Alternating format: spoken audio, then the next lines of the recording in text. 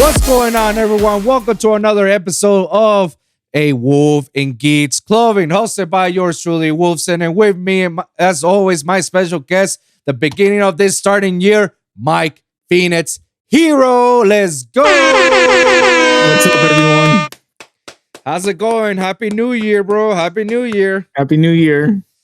Wow. Good to be back. I know, it's good to be back. No, sorry for this little hiatus that we've been on it, but, you know, we've been kind of busy catching up with stuff and whatnot. So luckily now, finally, we could do some pod once in a while, you know? Let's see. Let's get started with this. I just been practicing for the YCS. That's pretty much it. Just been focusing. YCS Orlando is up right now. So guys, for those of you who don't know, Yu-Gi-Oh is hosting a YCS in Orlando, right here in the state of Florida, where we currently live in. And unfortunately, I'm not going to be there. And that's really sad. But obviously, it's not because I'm afraid or I'm not qualified. It's because the birth of my child is coming near in February. And it could be any time in February he could come up, so I can't miss that, and I can't be like away from my wife. You know, it will be a funny story that'll tell my wife, "Hey, baby, what's up? Oh, I'm with the guys in Orlando. Oh, we're having that child. Oh, can you wait for 3 hours until I get to you? Yo, what the fuck? God, I don't think that's appropriate from me on my behalf.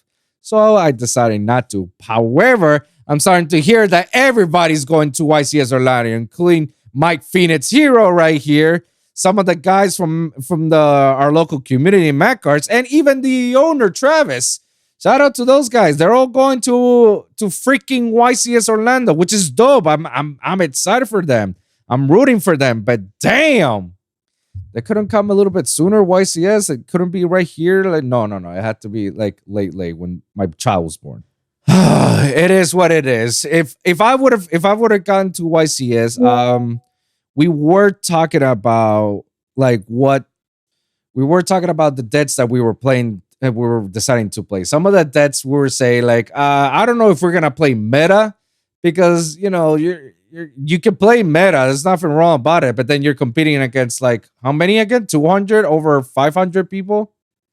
1,000? Yeah, Orlando's gonna be close to 1,000. So there's gonna be a super high chance of you facing multiple mirror matches or playing the same deck against over and over and over. And I can see in that one's point of view that what's the point of going on YCS if you're gonna lose and play against some of these, you know, same repetitive decks over and over? You might as well enjoy and have fun, right?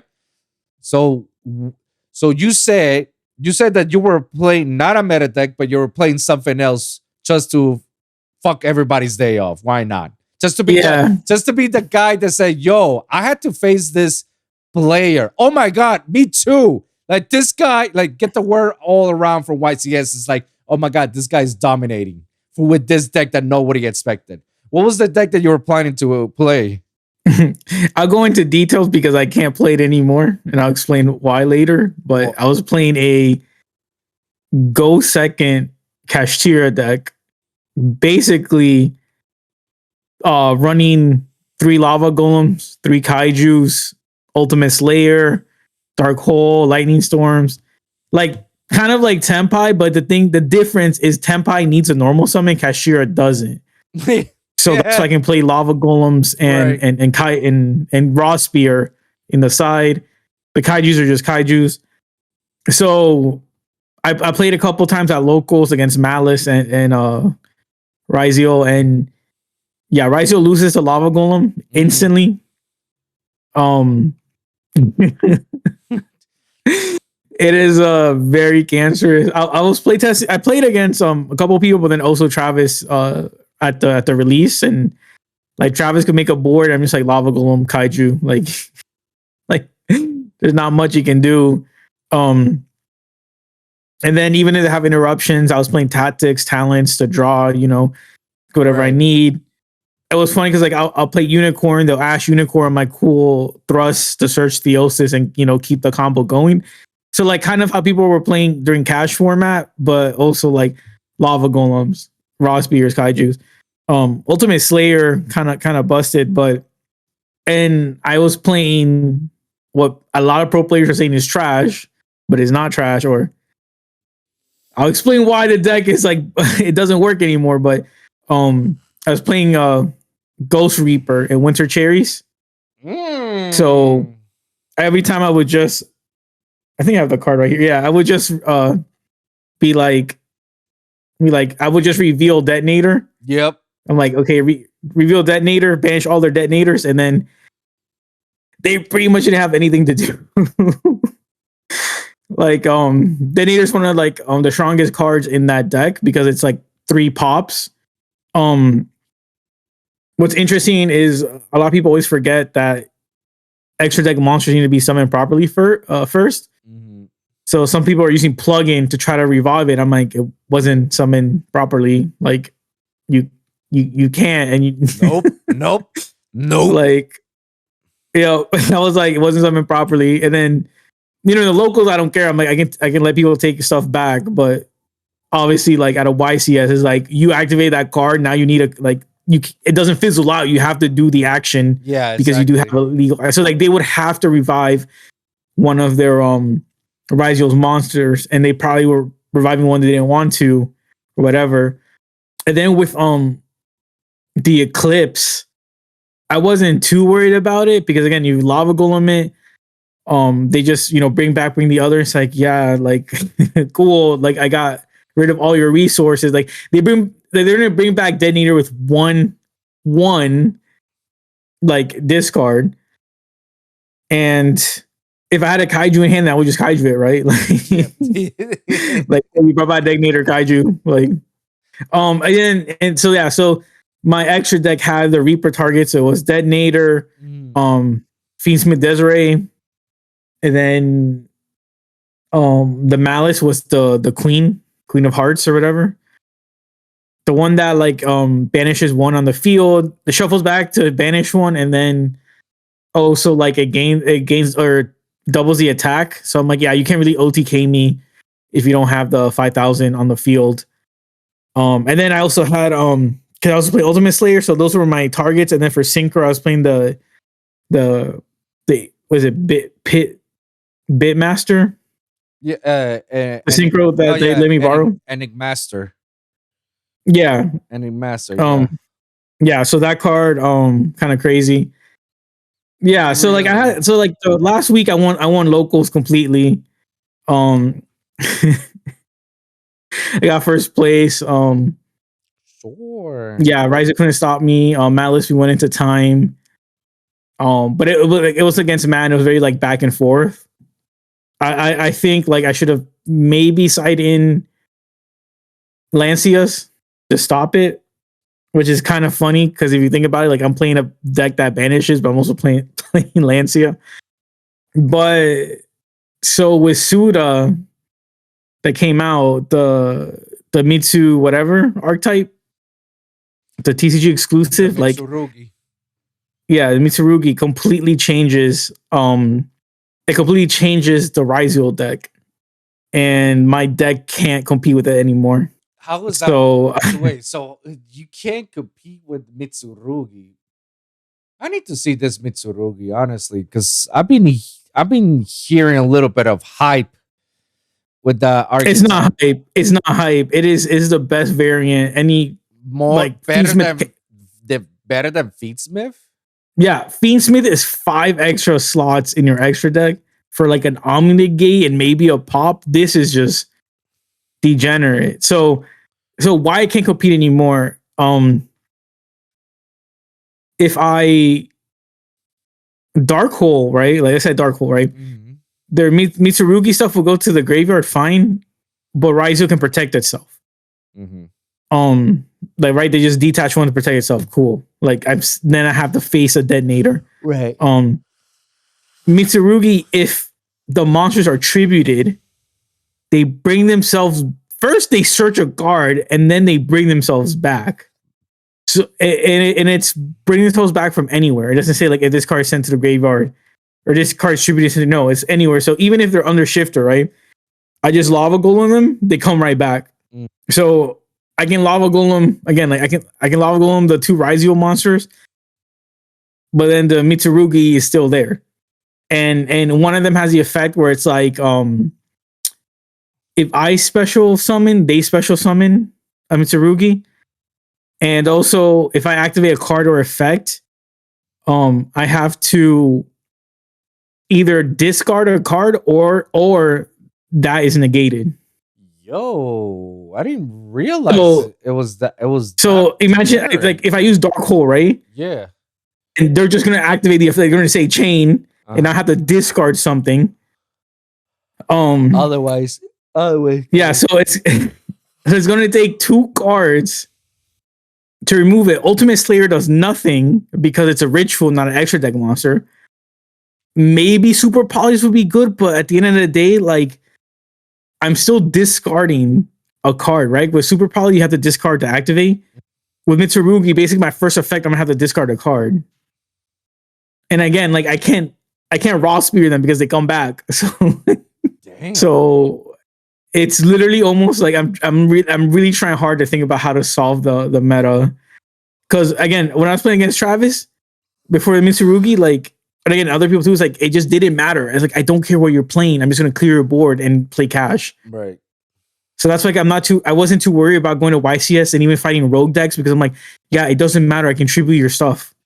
There's only like 2 monsters that can't be tributed. It's like Quentin Magician. Like, yeah, no one's playing that. Like, yeah, sure. Like, yeah, you're gonna summon a spellcaster that took 5 spellcasters. Yeah, I'm not scared. You know. Yeah.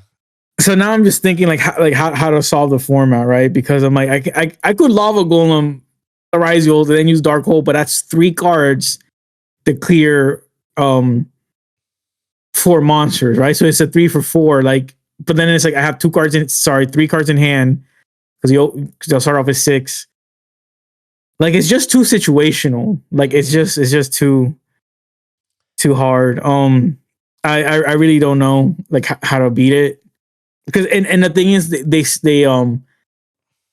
summon themselves back from banish, right? Because if it's tributed special summon, so it's like shifter doesn't matter against the deck. So I can't shifter it, I can't tribute it, I can't destroy it. Otherwise, I'm wasting too many resources. And again, even if I go like summon, Kashtira, attack into one shot, bench the other one again. Like the second I activate the effect, I'm gonna have to discard a card. Maybe I slept on this archetype, Mitsurugi. Holy crap! Yeah, it's in the thing is like the whole Yugioh is not even. The detonator is like the cherry on top. Right.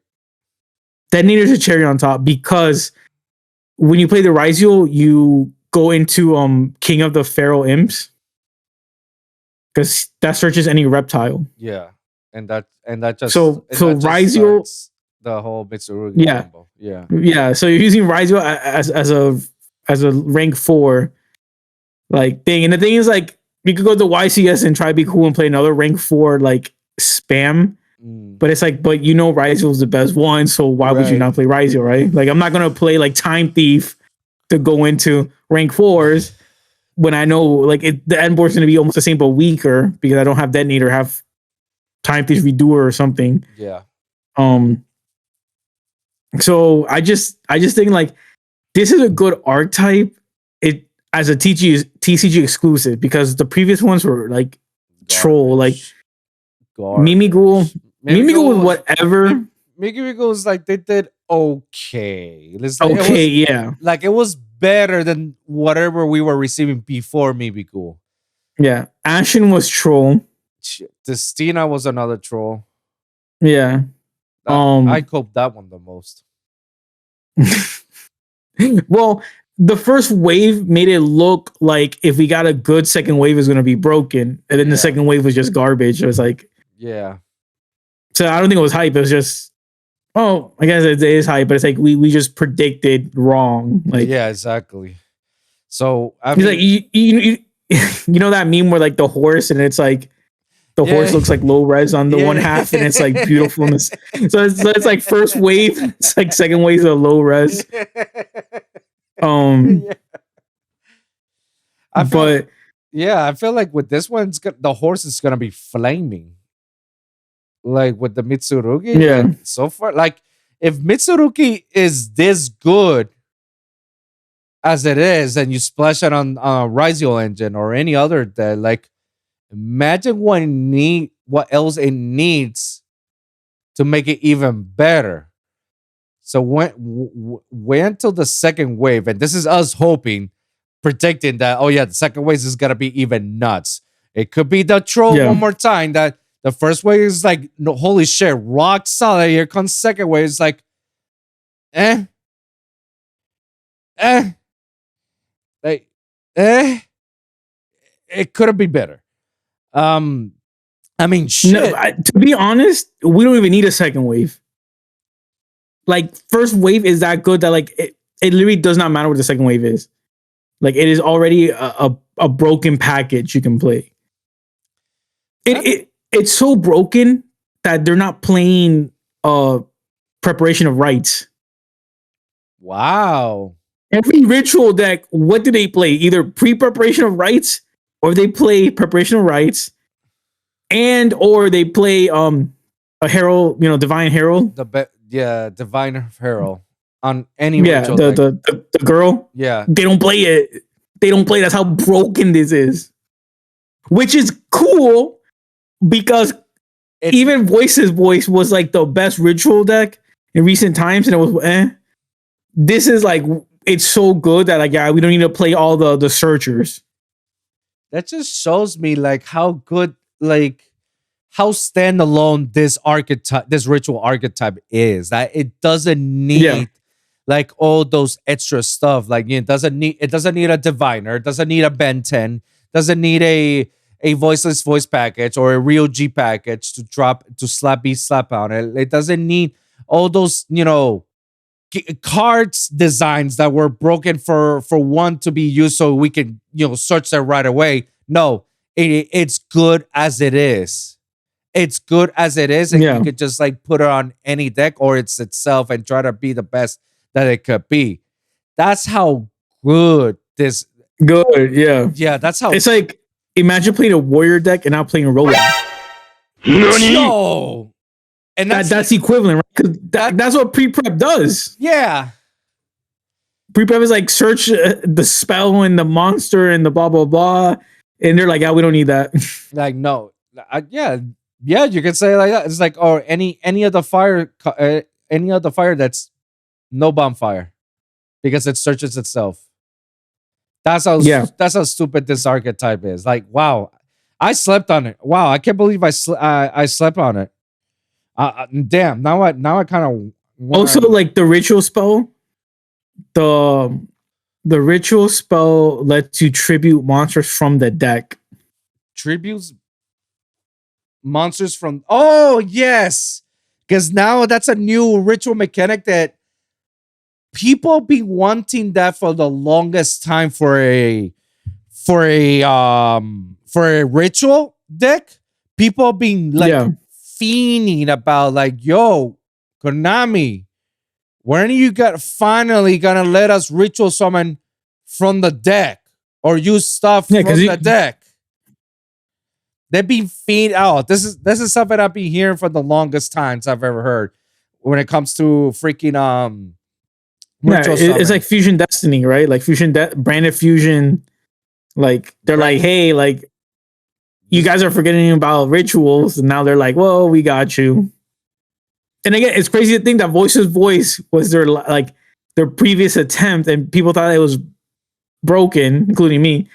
And then they're like, well, let's show you what broken really is. Yeah, damn, bro. I didn't know that. You're right.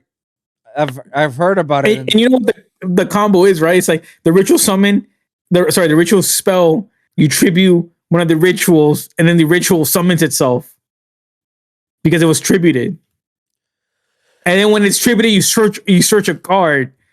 So it's like, okay, I want to summon this ritual from my hand by tributing the other ritual. Oh, that ritual was tributed. It is now going to search me a card and summon itself on the field.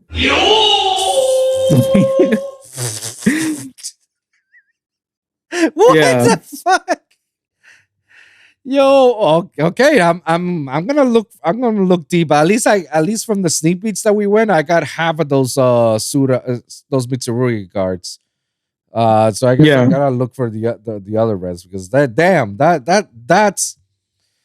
that's fire, bro. I want to see how much more people can cook with just that. That'll be interesting. So Yeah, but like, again, I don't know what to play anymore. Like I was gonna keep my deck kind of like a secret, but now it's like it doesn't matter. Like it's gonna take 4 cards to pop their, to destroy their board. I mean, always play the decks that you're always great at. You know, the ones that you're more comfortable. That's how you will normally will go and to have fun because you know you're not gonna go to YCS to say, "Oh, bro, watch me. I'm gonna be top 32 in all this out of 1,000." Like, I'm not trying to put you down on it, and I'm not trying to doubt your skills. I know your skills. Your skills are like way better than any other pro players I ever met, and you have it. And the fact that you have the skills because you can just like shit everybody's day by just playing Kashira, and Kashira. You know, Kashira it's been out since for something that we discussed on Saturday. 2 or 3 years Kashira has been out, and you still play and you still win undefeated, and you play against every other meta get from how many formats for the past couple of years, and you still go undefeated. And yeah, but that's why like I know my skills as a pilot and I know my deck in and out. Mm-hmm. And that's why I can confidently say that like this is one of the few decks that I'm like, I really don't think it's good. Wow. Like, cause like I know the knowledge of piloting my deck. I know like the gaps, the ceilings of my deck.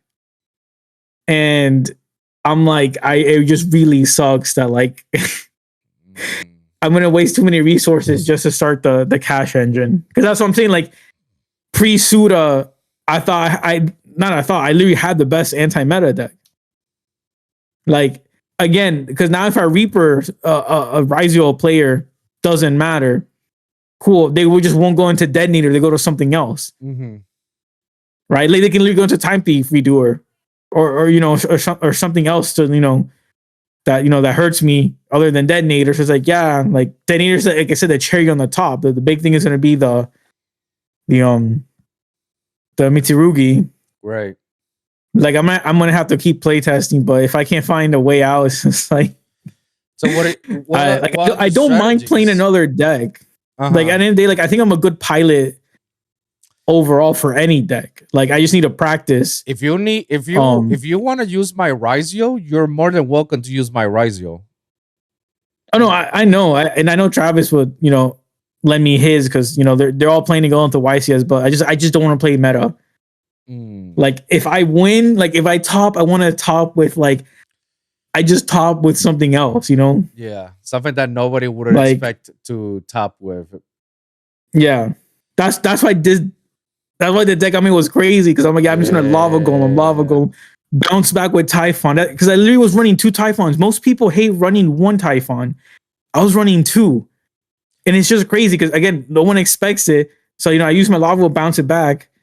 And then, they summon stuff, whatever. Okay, Typhon again, bounce, Lava Golem or Kaiju, they bounce it back. Just like every turn, just clearing the resources. And with the cash stuff, I'm like, yeah, I have Birth literally bring back, Unicorn Theosis. So it's like, I just kept recurring my resources. And I thought like, yeah, this is the best anti-meta deck. And going against rogue decks, what can Kashira play? Shifter. So I never have to worry about a single rogue deck because I just side in shifters. Oh, you're playing Unchained Shifter. Oh, you're playing Hero Shifter. Like any rogue deck, it's like, yeah, I'm just gonna play Shifter. so it just sucks that like I feel like I solved the anti meta Until deck. Mitsurugi came along. Yeah, for like crossover breakers, I solved it.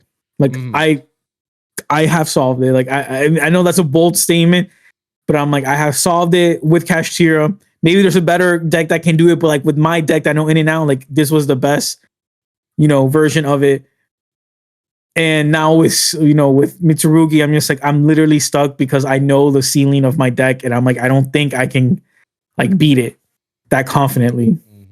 And especially like in such a short time too, right? Because sometimes like I'll wait like one tournament or two to be like, okay, what are people playing? Have people found like some pitfalls of Mitsurugi that I haven't found?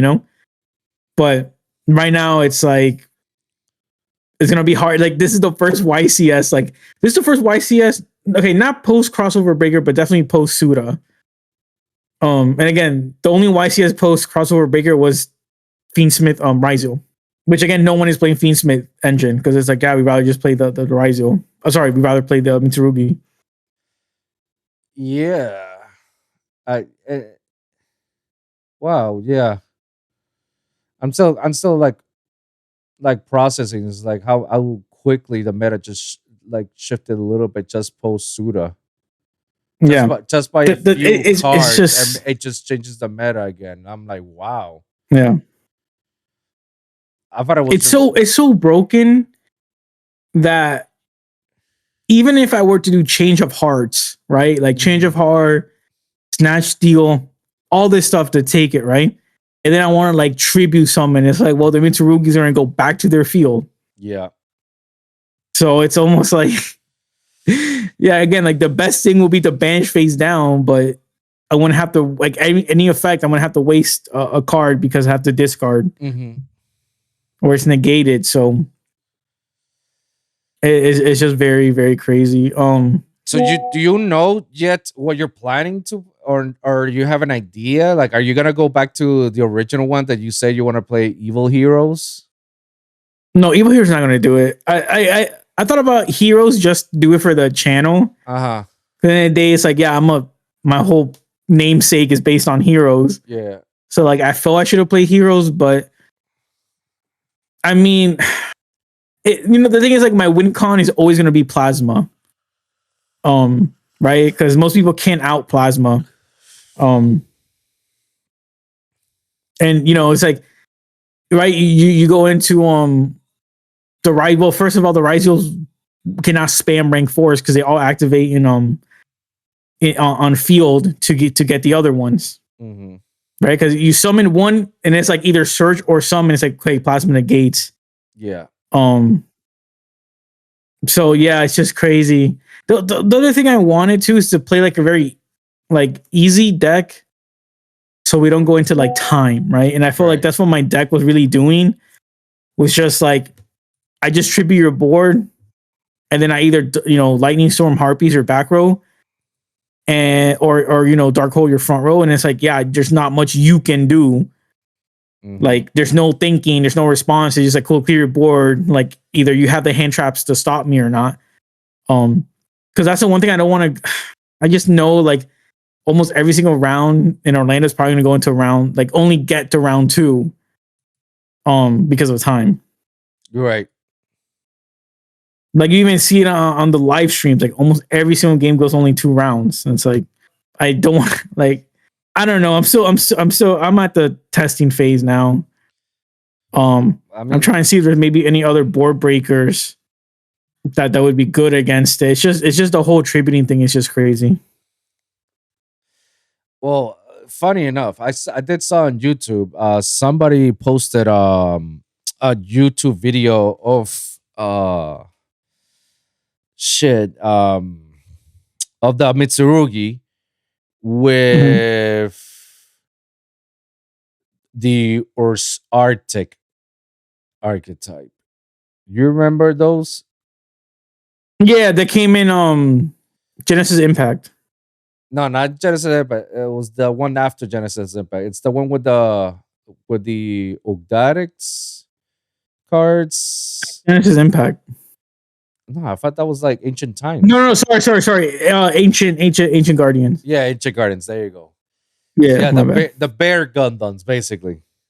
Yeah, that was ancient. My bad. Yeah, it was so funny because I saw it and I was like, okay, what the hell is this with Mitsurugi in it? I'm like, okay, so what is it that you try to accomplish in all this? So hear this on the first couple plays that I saw in the video, the first couple of seconds, that mofo ended up with Shen,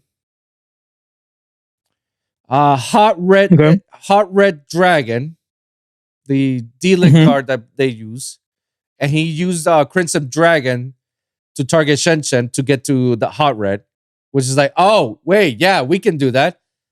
Fenrir on the field, the main boss monster of the Ursartes, the Bear Gundam, the Mitsurugi, and still have 4 cards in the hand. Because Ursartic has like a continuous spell that every time you special summon in Ursartic, you draw a card. And the Ursartics, they special summon like crazy amount of times that you could actually have like a 4 Ursartic special summons, you draw 4. What the hell? So the Emperor was with a Shenshin and the negate, the bounce back negate, and then Fenrir, and then the Mitsurugi. Yeah. Just what, by slapping Mitsurugi? That's how good it can go? Yeah.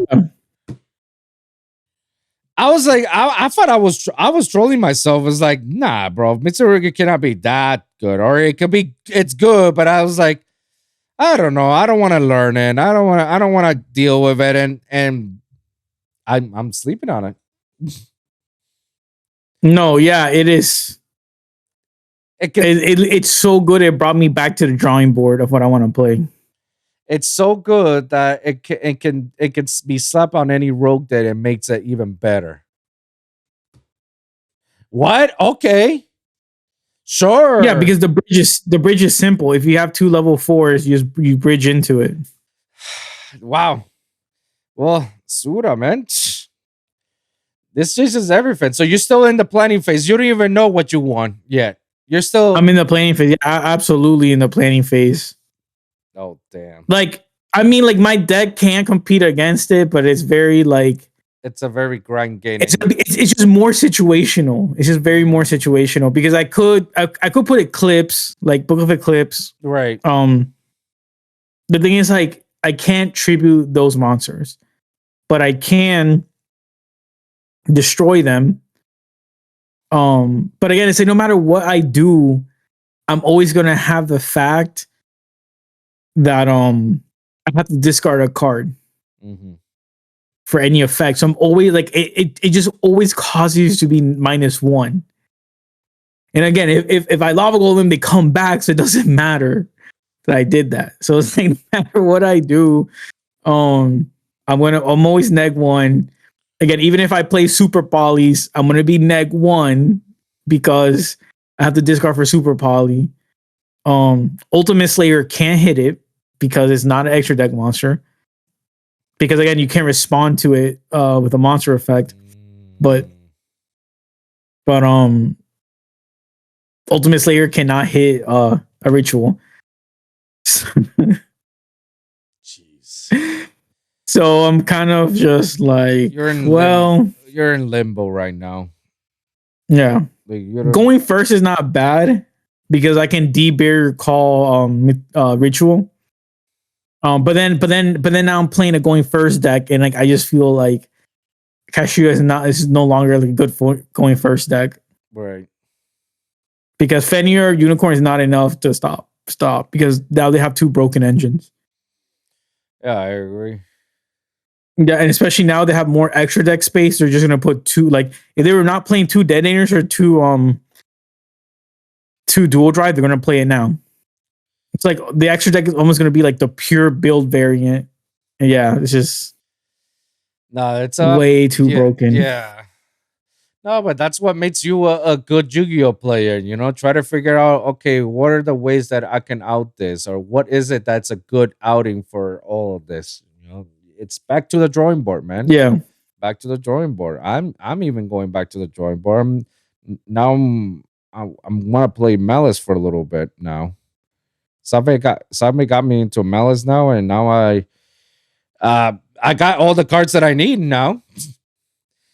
Yeah. So I'm playing the cash Malice, which is, I don't know, for me it's so fun. It's so degenerate too. It's an extra body. Unicorn is just OP.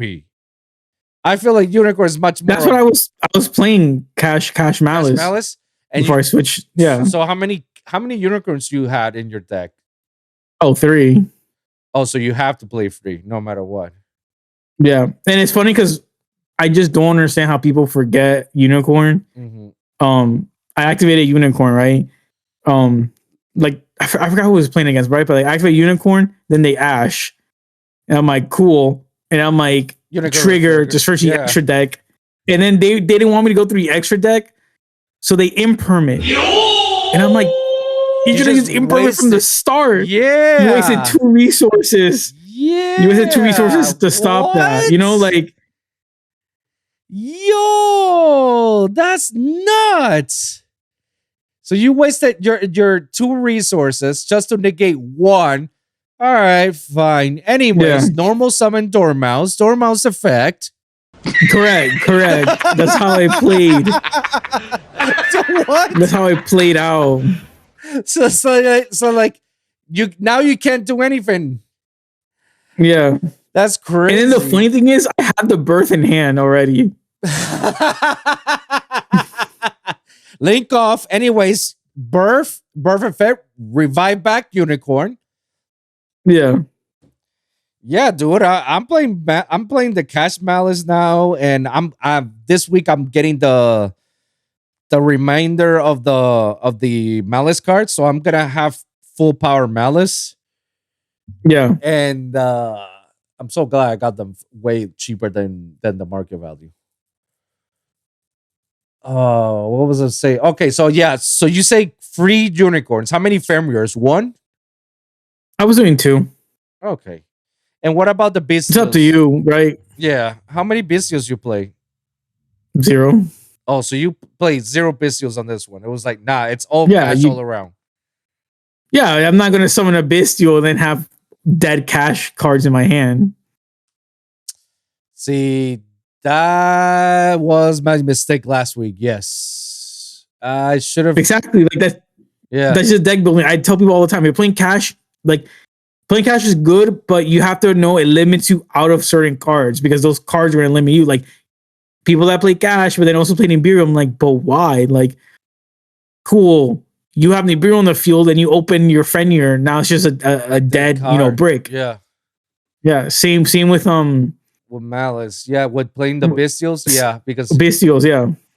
Yeah. I'm taking Bestials out. I'm just going to play full cash at that point. I'll play. Like, my suggestion always is playing DD Crow instead of Bestials. Like if you're building a deck and you want to copy it online and they play cash and Bestials, take out the Bestials and put DD Crows. Because DD Crow can hit anything. Not just light and dark. No. Anything. So sometimes they'll catch people.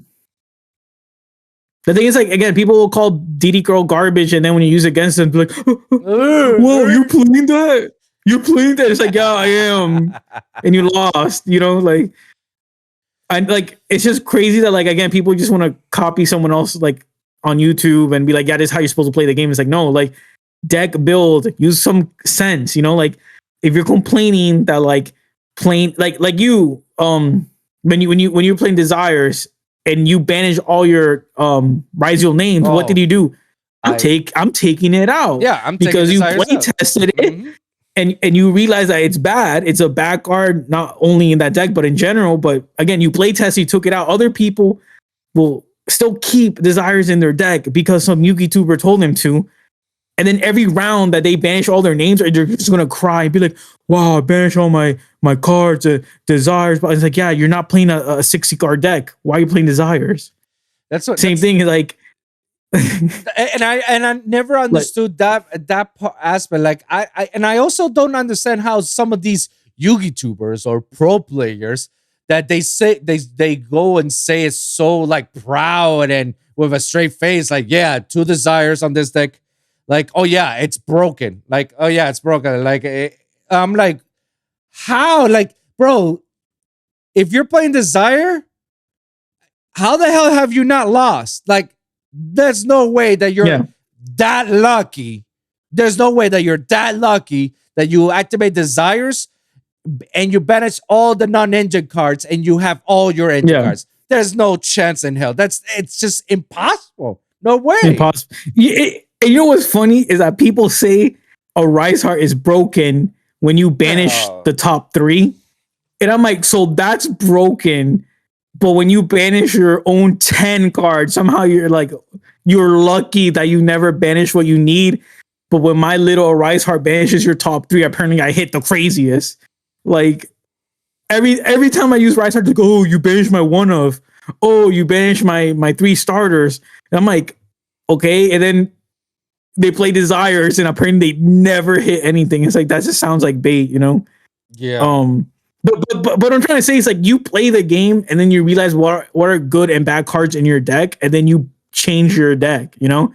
Yeah. What I see is like people play Kashtira with Nibiru and they're like, yeah, but Nibiru's a blow. I'm like, okay, they don't play Cash. Like, don't cry when you have bricks in your hand because you play Nibiru.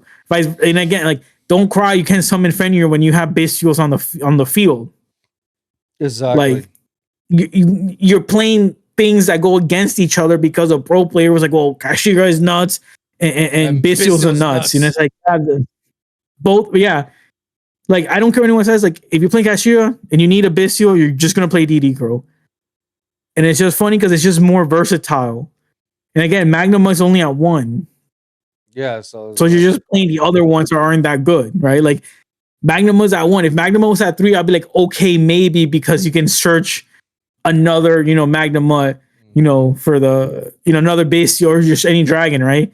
But yeah, DD Crow doesn't do that. But the fact that Magnum was at 1, it's just play the DD Crows if you're gonna play Cash.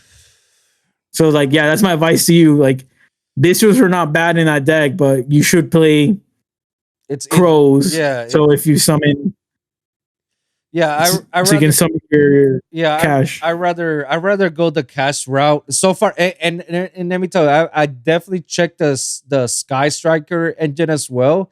It's not bad, the Sky Striker, but I feel like somehow I'm being more limited using Sky Striker than I am with Cash. Like I feel like with Cash, I can go nuts and go beyond, and then I still have more resources. With Sky, I feel like you need to make sure I got the Sky Striker card in my deck or in my graveyard, and you need to get Kagari to get Widow Anchor and all that. I'm like, there's a lot of things that I can utilize those slots for other better things, you know?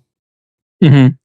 And I just feel like I guess some people it works for them on the Sky Striker. For me, it works better on Cash. I've been playtesting with Cash, and my God, with Cash, it just goes above and beyond.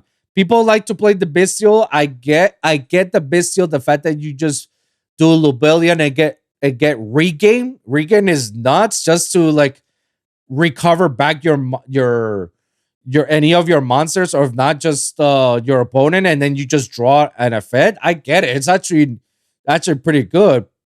But Cash makes sure that you always have bodies Cash. In terms like you're always gonna have a Cash on the field no matter what, and you can always reborn it back. B, both Cash are beefy guys. They're 25 to 24 that can slap you into the face. C, they're triggering effects, banishing down, that hurts a lot to a lot of players. Whether it's the extra deck or in the field, the fact that I'm banishing down, there's no way you can get it back unless you have a Cash. Unless you have a Rizard, there is no way you're getting those banished down cards. And those could be like the pivotal cards that you need. And Yeah. and fourth of all, like with the cash cards, it's just extra bodies. Like it's extra bodies that it's just so easy to just like link up. I mean, with Malice, you're link climbing the whole time. So why wouldn't you use the free special summon that does not like take away your normal? You just free special and then bake them out. Because that's what happened last week on the tournament. Last week they both not Austin, Val thought I was playing on Cashiera Cybers. He was because and he was like stopping all my cash plays. And he thought I was like, oh, I'm going like Cybers. Because I didn't reveal all my Malice. It wasn't until later that I was trying to link climb into Terahertz that he saw like, oh shoot, you got Malice. You're playing cash Malice. Like, yeah. Yeah, they generate. And I was just using Unicorn's effect over and over. And was like one by one. I was feeding down his extra deck, and he needed those Ancient Gears fusion monsters. He needed those to go above and beyond, and he couldn't because I just keep banishing it. I feel like pure Malice full power engine is dope. I feel Cash just increases the power ceiling of Malice. Yeah. Because I feel like Malice, bro, all the combos and the playtesting that I was doing with Unicorn on the field in defense mode, and I haven't used its birth effect yet, and I'm still link climbing. I'm doing all the Malice card, all the Malice combos, and I'm still like, oh, I still got a Unicorn on the field that I still haven't used to link climb. And now it makes a lot more sense to use it because of SUDA. Because now I'm noticing that like people are gonna cut terahertz because Abawaku, the new Link 4, is a lot better to use. Because Bawaku gets you back Griffin.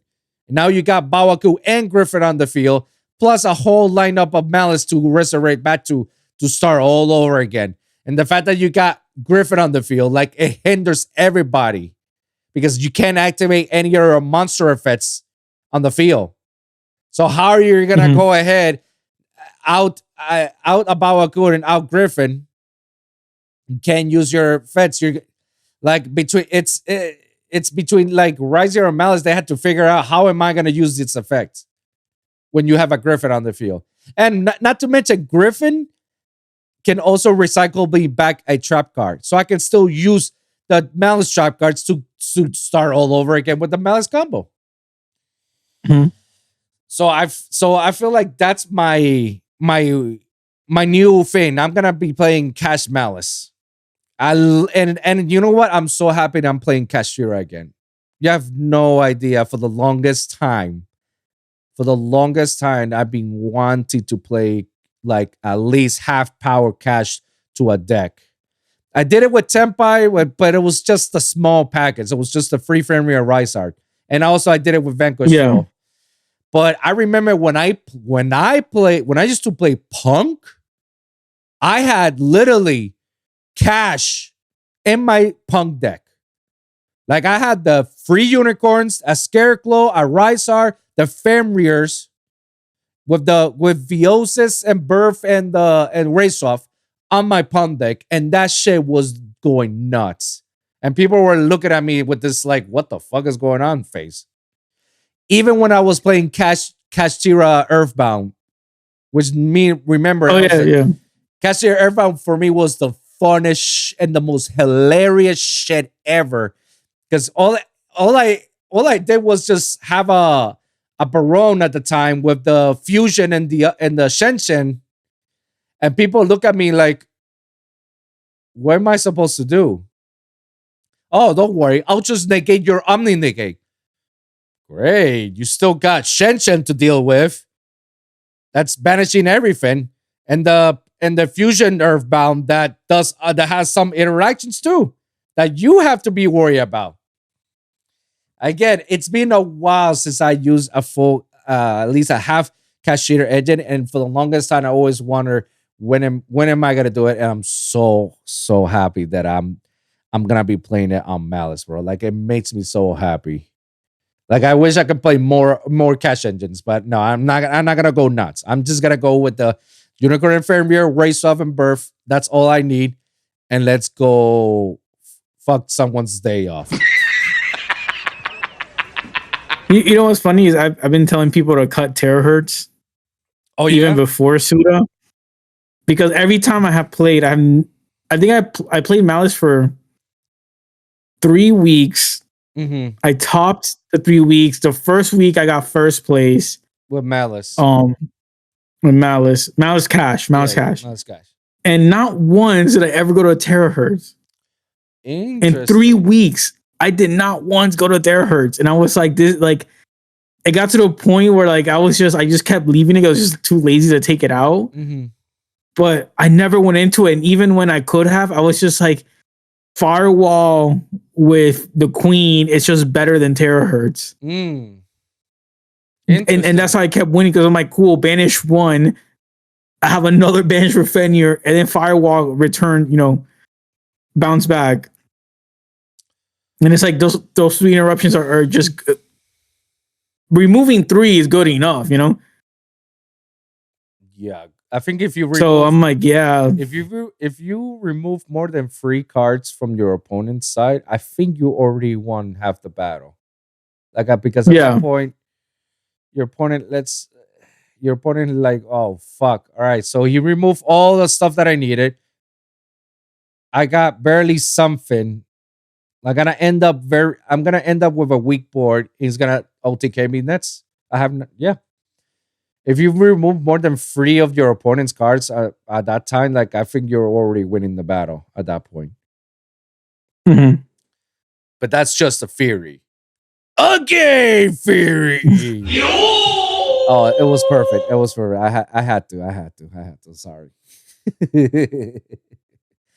But yeah, dude, I think this Saturday I'm just gonna go back again. I'm gonna go full power cash Malice. It's gonna go full power. That's what I'm doing, and I am planning to cut terahertz, and I'm gonna go with the Abawa cool cards. So good. Terahertz sucks. I'm not gonna lie, terahertz. I've been out of the plays and all the playtesting that I've been doing. Terahertz is a nice link climbing to a freaking tower. It's a nice tower. Like, yeah, but but the Queen is 5,000. No, yeah. The Queen is 5,000. No, I understand that. It's a nice tower because like terahertz, after you like keep banishing, like I like the convenience. The fact that I can just like on my turn banish the spell and trap negate. On your turn, send to the graveyard the Igni Master effect, just like boop, put your monster in and spell trap. That's very convenient, and your terahertz continues to increase permanent attack power. So you got like a 10,000 monster that you somehow have to like either you kaiju it or Raigeki or Dark Horror or something to destroy it. But if you don't have it, then how are you gonna link climb or attack this like 10,000 G monster, And what's crazy, like that card says it can attack once per something. It was like it has the ability to attack multiple times. I don't remember the specific, but I do remember the part that says you cannot activate any effects during battle. So it's like, my bad. That was what was appealing. But now I see some of the weaknesses in which, like, do you really, if you have enough power to link climb all the way to the top for one card, and you end up the board with one card with terahertz and like a spell negate and an interruption, I don't think it's enough. And I agree, it's not enough because you're just leaving yourself with an empty board. Like, and what if at that occasion somebody does have a Rageki, Lightning Storm, or Dark Horse or something, and then you got nothing? So I understand why it makes a lot more sense to just leave with the Firewall and the Queen.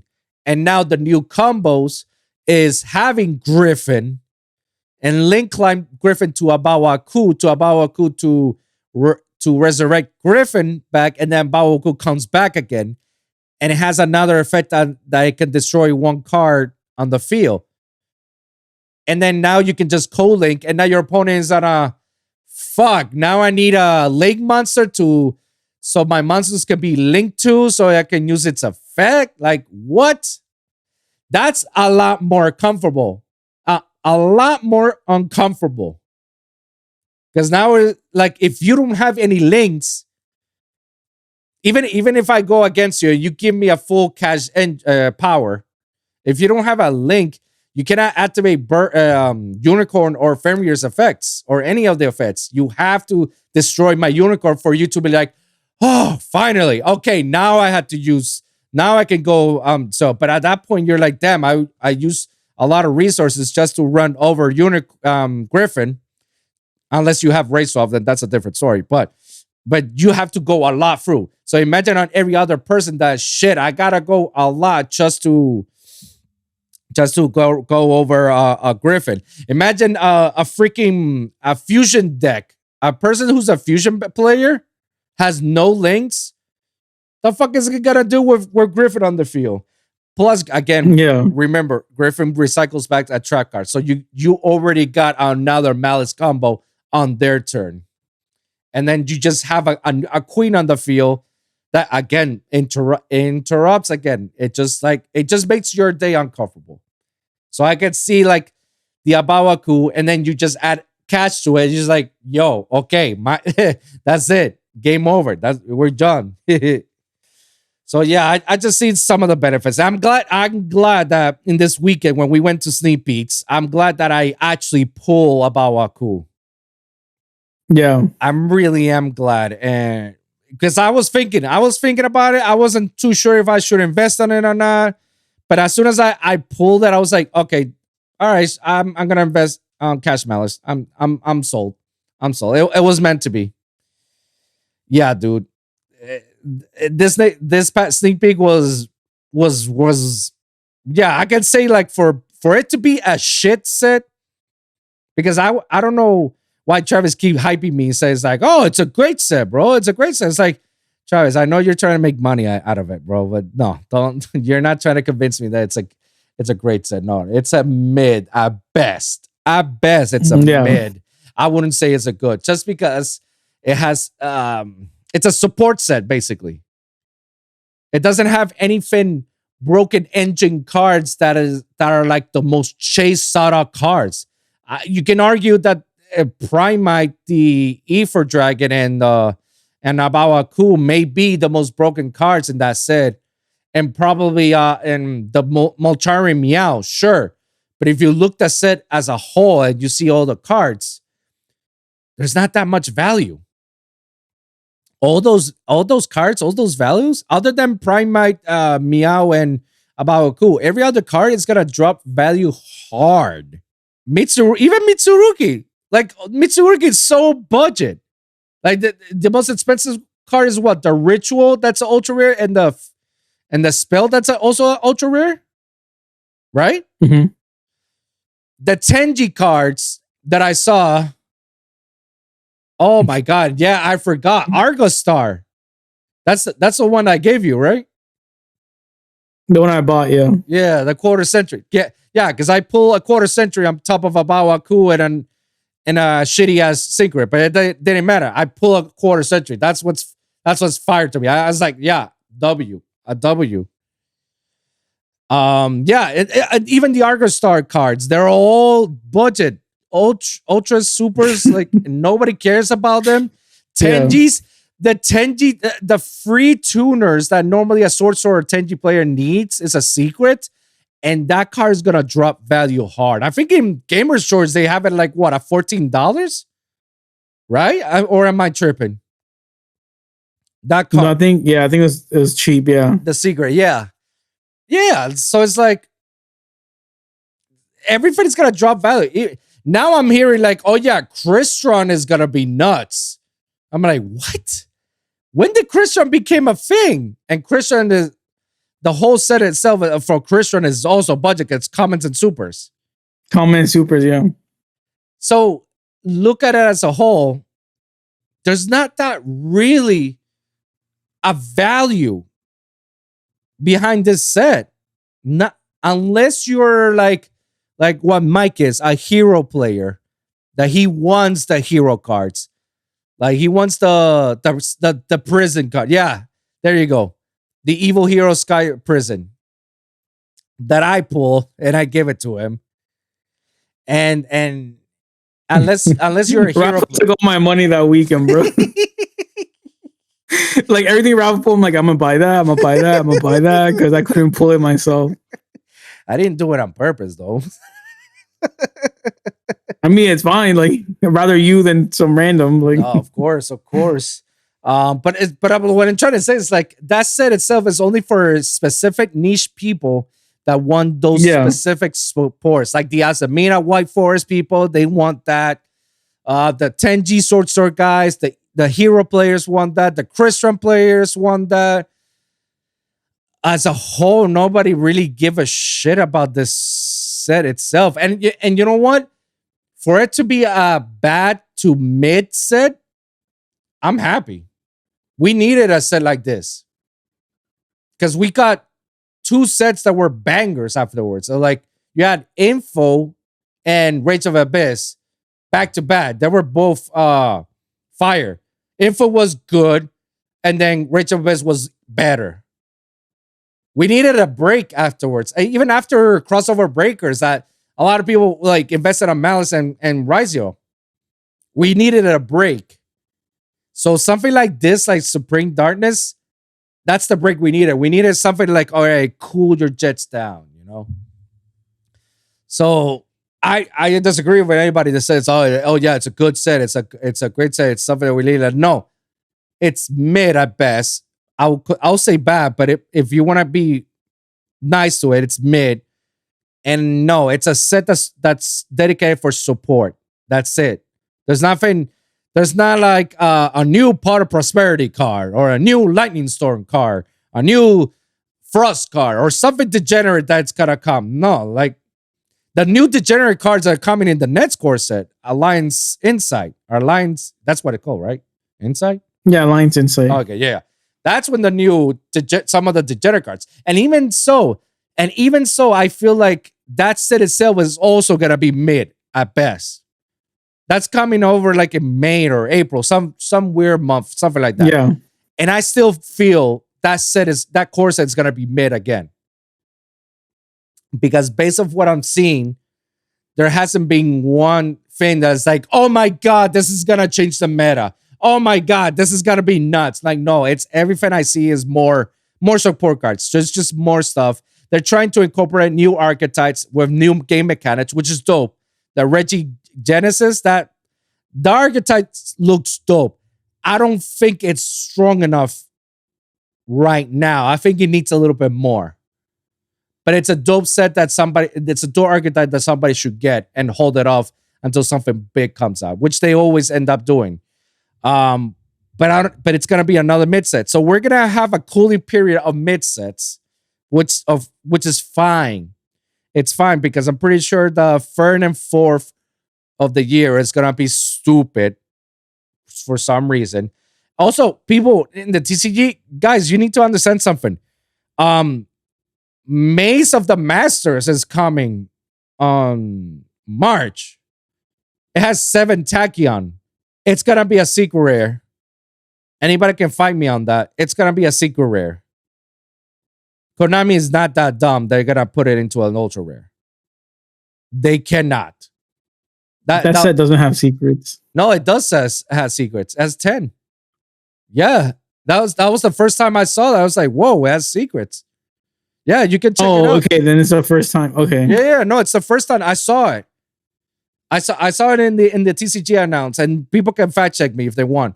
I saw it for the first time. I said, nah, bro, they're gonna put a secret. 7 target. That's that, bro. It's a mandatory free off, and it's gonna Yeah. increase the power ceiling for Rizio.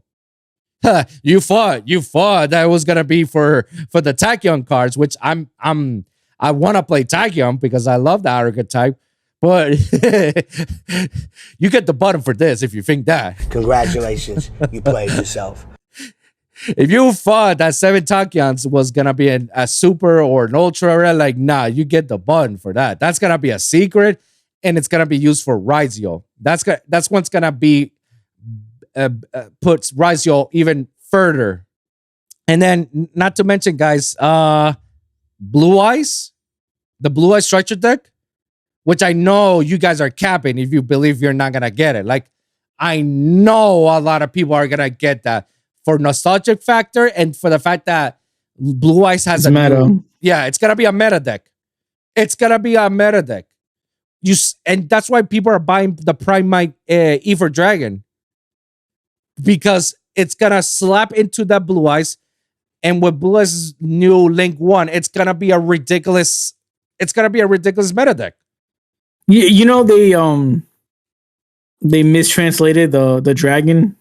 Yeah, they say it's every standby phase when it's supposed to be during your standby phase. Yeah. And not every. So it's broken. So it's even more broken in the TCG. Yeah, and people were like complaining. We'll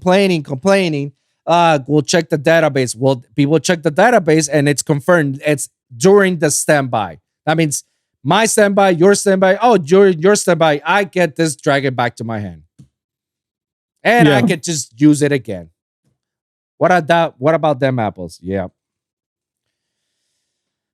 Yeah. But that was my little sneak peek. It was good for me. Again, this set sucks. It's mid at best. It's not a great set. Stop hyping it. It's a great set or a good set at all. It's not. We need a set like this. We need a bad set or a mid set like this. We have to. Otherwise, it's just like we're just spending money like crazy for no reason. You know?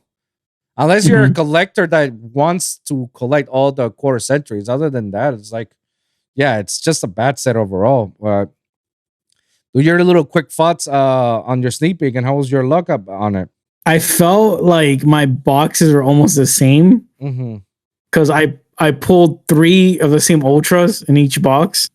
I pulled a Flame Swordsman, the retrain. Yeah. Both of them. I pulled the Neos Lord, which was cool. That pulled too. And then there's another ultra. Oh, there's another ultra. Oh yeah. The Clockwork Knight. I pulled 2 of those, and I'm like, yeah, it's just crazy that in 2 boxes, like 3 of the ultras are the same. When there's like 15 different ultras, and I pulled 3 of the same. For the secrets, it was the I guess anti-ash, the one that's like summon itself when there's a card that activates, like to discard. And then I pulled a new Moncharmy. I pulled the Aggro Star, and then I forgot what my 4th one was. But it wasn't. Oh, I pulled the Primite Dragon. Yeah, I pulled the. Yeah, you pulled the one. I was like, oh fuck, let me get it off your hands. You're like, no, I'm playing Blue Eyes. Oh yeah, I get it. I'm trying to. Yeah. Oh, my last ultra was the Aggro Star trap. What are your? Yeah, the Mitsurugi Ritual. Yeah. Oh, so you pull some of the Mitsurugi stuff. Just the ultra ritual, and then some of the supers. Oh, I pulled the Azamina. That's my last secret. The Azamina. Which Azamina? The White Forest. The White Forest. Yeah. Yep. That was my last secret. So that's what I pulled. Ended up having to buy the rest from you. Yeah, I went above and beyond. My cousin, he went there. Shout out to my cousin Geektanium, Radioactive. He went to the locals to film so he's started to do a like a mini series documentary calling Behind the Geeks, which I'm part of it. Shout out to him. So we asked Travis to see if we can film a little bit in the store and whatnot. So he came over and he started filming. He started like taking some shots for the tournament or for the people and the customers, and also us opening the packs. And he said like, "Ah, fuck it, I'm just gonna open it just to open it." He's like, "All right, bet, dude." And oh my god, for his first, it was funny because he because the same way as I was with him opening one of the prismatic evolutions for Pokemon, I'll ask him like, yo, is this a good one? Is this a good one? Is it good? Oh shit, it's a good. Okay. Let me hold it up. All right. Let me hold that. It was asking the same thing. It's like, oh wow, this dragon is sick. Is this good? It's like, it's a super. No. It's a common. It's a common. No. It's dope. No, it's dope. No. Don't get me wrong. The artwork's dope, but no, it's not. and wouldn't you know it, he pulled the Abawaku card. He did, yeah. Yeah, he pulled the Abawaku, and he also pulled another. He pulled a Mitsurugi, the Ultra, yeah, the one the ritual, and he pulled on. I forgot what was the other secret. I think it wasn't a good one. I think it was the Atlantean. I think. I don't remember. Yes, you also pull that. You pull that too. Yeah. I noticed that a lot of people are pulling the Atlantean a lot more than the other secrets. I was like, what the fuck is this? I did not pull that, so I'm happy. Oh, good. Yeah, good for you, man. But then again, I can't complain because I pulled Abawaku and the quarter century. So I was like, all right, that's okay. Like, it's a win for me, no? But yeah, he was filming there. He, more to it later down the road. We're gonna shoot an episode talking about the documentary next week. But other than that, during that whole sneak peek, it was good. It was good for what it was worth. I said I wasn't gonna be part of it, but I did it to support Travis and his store. Always support your local vendors, man. They're the ones that are keeping the lights on for us, and we did it for the doc. We did it for the doc just to get some views. But it's not one of those sets that I would normally go out on a sneak peek and purchase. And even that day, we saw that there was barely anybody from Yu-Gi-Oh buying the sneak peek. It was just you and me, right? Yeah. There wasn't anybody else who bought that other than those people that wanted to buy the kit. And we're like, all right, Mike, you and me will split the kit. Yeah. Yeah. What was it that Travis said? Like, me and you are the only ones that are keeping Yu-Gi-Oh alive in the store. It's like, hey, bro, like, we go to you. We're helping you, right? But yeah, other than that, that's all I gotta say about Suda. Any final thoughts you got before we jump into the next topic? No, I'm good. Yeah. So, Suda messed me up, bro. Suda licked my balls, man. Pause. No, did he? Yeah, guys, let us know in the comments down below what you guys think about this Suda thing. I think it wasn't that good at all. Many can argue, but it is what it is. Let us know in the comments down below. Moving on. Yeah, so speaking about the prismatic evolution of Pokemon, what the hell is going on with people in Costco? What is going on? I seen the videos, dude. I see so many of them. And I tell my cousins because we're all Pokemon fans, and most of and my cousin Gitin, the one he came over. He's a Pokemon TCG business owner. So he sells slabs of Pokemon, like graded 7 through 10s, and seal products. That's his thing. He was telling me like this is not even worth. Like people going nuts, like killing each other in Costco for it, and it just shows me that these are not truly Pokemon fans or Pokemon that or anything. They're just scalpers. Plain and simple. They're scalpels. You know why? Because never in a million years will I kill myself for a trading card game. I will not go start a fight for a trading card game, knowing that these trading cards print and reprint these sets over and over through distributions.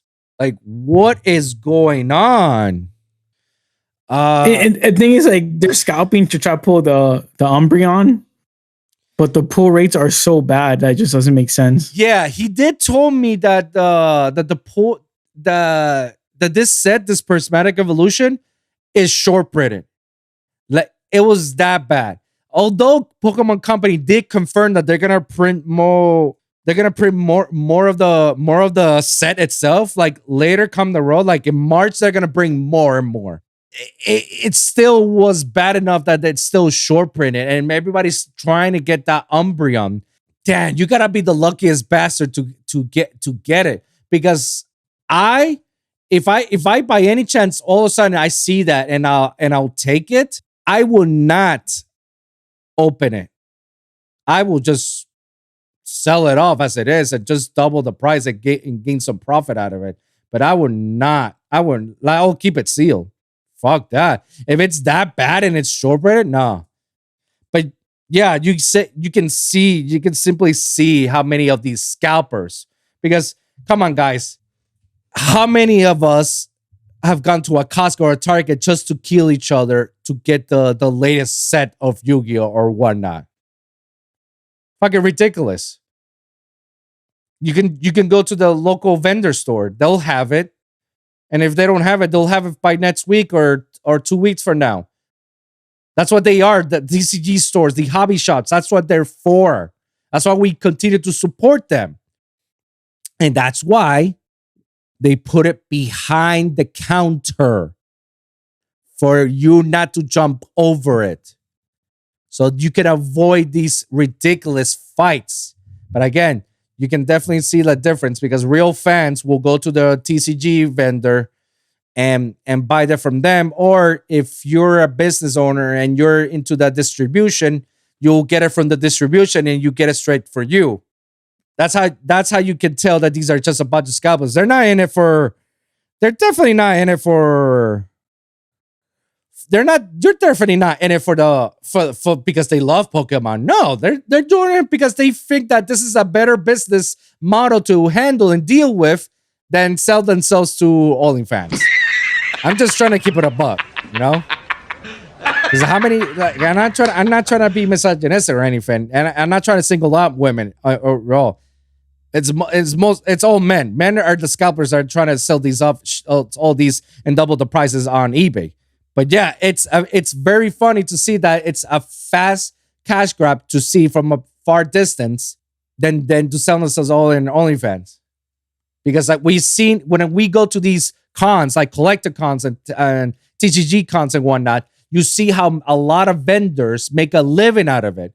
And some of these vendors, it's all part-time for them. They have their regular jobs, but they're just extra more cash to pay more stuff in their homes. Crazy, huh? So that's how I know that they're just trying to make a quick buck because they're not there for the long run. They're just there for what it's the good and the now, the here and the now. It's yeah, but to be fair, like it's hard to support your local store when your local store is doing ×4. It's hard to support your local store when they're doing like ×4. And that's when you have capitalism, ladies and gentlemen. Right, for like Yu-Gi-Oh's like, yeah, we go to local stores because going to Costco doesn't make sense. Like, but in this case, it's like all the local stores doing ×2, ×3, ×4. But it's like, don't want to spend $400 on a set when Costco has it for $100, you know? And that's why like there's also videos on like, I mean, everywhere that like GameStop is like, they're only allowing like one person in the store, you know, at a time. They're like one person at, you know, come in, they purchase, and they even said like we're limited like one per customer, you know, whatever. And but again, like people were making the lines because like either you buy this set at the price you want for yourself, or you are gonna, you know, scalp it. But again, like you know, it's just crazy that like this set is going like ×4. And that's why But that's why I feel like that's a better effective way of having to limit yourself, because what they're trying to do is play fair with everybody. Yeah, I get it. It's capitalism at this point. We're trying to make more money than these other corporation stores. And it's first come first serve and all this yada yada yada. But at the end of the day, they're trying to be fair with it. Like, yes, they're trying to make they're trying to make a profit. They're trying to break even, and they know they're gonna break even and profit out of it. 100%. They know, and I'm okay with that system. That it's limit to one, because that's how you avoid the scalpers. That's how you avoid the bad people. Because that's exactly what you get out of it from people on those videos from fucking Costco. There was one Costco in Jacksonville, Florida, which is crazy to us. I know we live in Florida, but how many times have we heard the Florida man stories, guys? Come on. We're known for that. We're crazy bastards here in Florida, How many times we seen and heard the Florida man stories? Wouldn't you know, in Jacksonville, the Costco, they were smart enough that they say, okay, if you're going to do this, if you're going to come here to buy the new Pokemon Prismatic Evolutions, all right, we're going to give you a card. You grab your card, we're going to put 4 of them, and you walk out and purchase. You cannot come back. Now, once you did it, scan it, here's your card, bam. Oh my God, how civilized it was. How civilized. Versus the other Costco's that I'm so shocked to this day that these people don't realize, these Costco employees don't realize the severity of how people go nuts for this. Did we not learn from the PlayStation 5? What? Did we not learn from that people would go beat up people just to get the PlayStation 5? I'll take you even further. Do we not learn from fucking Black Friday? How many times have we seen on a freaking Black Friday people beating each other up just to get the newest TV 4K that's only $120, and it's gonna be the same TV in a few months for the same price? Yeah. Savage, bro. Savage. But it's crazy. It's crazy. I don't have any words other than what world are we living in, man? And that's why it's important for us to talk about it, and it's important for us to say we're different from those people. We don't do that, because it's easy to label someone that oh, you're into Pokemon. Also, you're one of those guys that goes into and buys goes to Costco and fights people to get those cars. I'm like, no, bro. I have a brain. I have a brain. I value my life. I'm not gonna kill myself just to get the latest Pokemon. And I remember that me and Chris, shout out to him, we talked about this at your birthday dinner, actually, to your friends. Mm-hmm.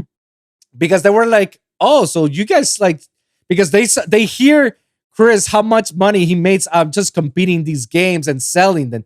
And they saw what? That's more than a rent. What? You do this? And I can tell that they were like, man, maybe we should go into, maybe we should invest into TCG. And that's where I put the brakes on. It's wait, well, hold on. Well, the reason why, it's because we enjoy this. We're passionate about this. We dedicate our lives into it.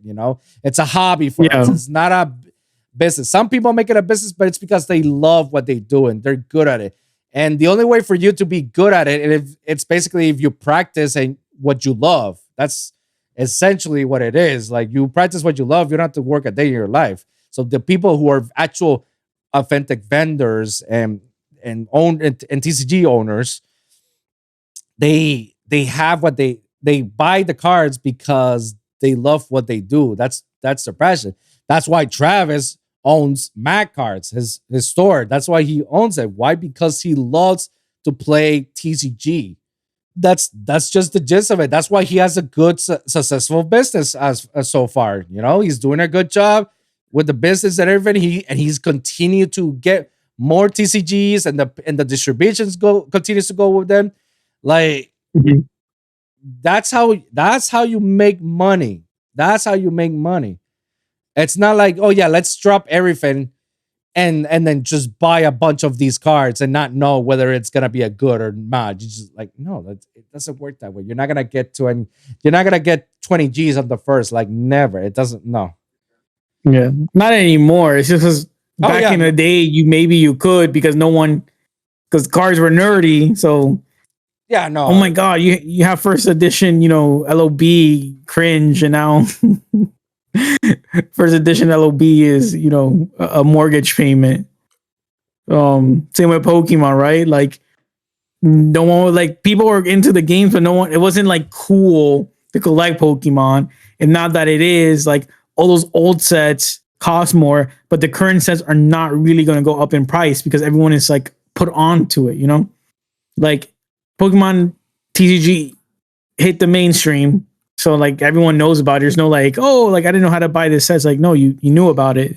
Yeah. There's no more like hoarding, really. No, it's not like how it used to be back then. Now with so much technology and how far up we are, like we can predict some of these stuff. Yeah. It's crazy. Again, we're talking about it because we need to, man. It's crazy to think about how people will kill themselves for it. And I'm pretty sure you and me, we talked about it when I went to Comic-Con, and one of the questions one of my cousins asked was like, hey, are you willing to like sleep overnight to be the first one for an exclusive premiere of something? I'm like, no. Like, no, because I value my life. Yeah. And it was like, no, but what if you were young? Like some of these people are young. And it's like, even when I was young, I would like the closest thing I ever did was the midnight releases from GameStop. That's as far as close you're ever gonna catch me on waiting online for a release or something, But me sleeping overnight, camping, so I can get the first PlayStation, so I could get the first Xbox, so I could get the first Pokemon, the first whatever. Like, no, bro. Like, there's gonna be time, and eventually I'll get it. Eventually I will get it. That's the key word. So yeah, no, I won't. That's just it's just shitty that sometimes some of these things that we passionately love and celebrate, it had to be ruined by scalpers. Scalpers, yeah. Yeah, because now that Pokemon took it very seriously. Yeah, but the Pokemon company made an announcement says like, we heard you guys, don't worry, we're gonna print more coming in March. So wait in March, we're gonna have even more. So everybody has a fair chance to get them. A fair chance with the worst pull rates ever. I hope they do change it for anybody who's into the Pokemon TCG. For their sake, I hope they change the pull rates to a better short print, because like that's like I haven't felt short prints like that in Yu-Gi-Oh in a while. I mean, hey, quote unquote. But you have any final thoughts about it? No, this Pokemon set is crazy. Just very nuts. Yeah, guys, let us know in the comments below what you guys think about the crazy fandom that all of a sudden now everybody wants to jump into the Pokemon TCG with the new Prismatic Evolution. Let us know in the comments down below. Moving on. What's going on, everyone? This is Wilson right here. And if you're seeing this part at the end of the episode, guys, don't worry about it. Relax. I just decided to cut the episode in half because it was way too much content that I feel it needs to divide it into two parts, into two episodes. Why not? You want to dedicate one episode on a certain topics and the other one to other topics. So the next episode, we'll be talking about other things. But as always, it's every week with a brand new episode with brand new topics. So guys, remember to like and subscribe for your weekly episodes here at youtube.com/AWG AWGC Podcast or awgcpodcast.com, where you can check all my latest episodes. But as well, you guys can comment down below and let me hear your thoughts, share your experiences. If you guys got a specific topic that you want me to cover or you want my guests to cover, please let us know in the comments down below. We'll do our best to cover on the next episode, guys. So thank you guys for tuning in. We'll see you guys in the next one, all right? Peace!